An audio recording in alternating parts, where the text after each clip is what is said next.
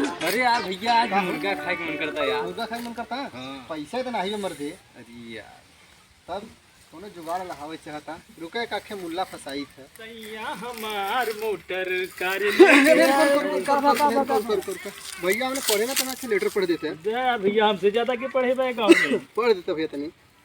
हम एक ठे दूसर मेहरारू पटाए हई और हम एक दो दिन में ओके लेके भाग जाब और हमरे मेहरारू के पतो नहीं बा।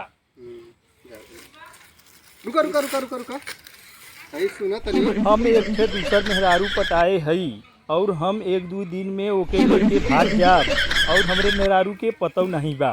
अब पैसा तो मुर्गा खाए बदे भौजी को बता दो यार तुम सब इधर कर दिया बा। पैसा तो भैया पैसा फंस गया नहीं समझे रहे। मुर्गा की व्यवस्था हो गया। हो गया ले भाई जो जो लेटर पढ़ने आजकल ये देख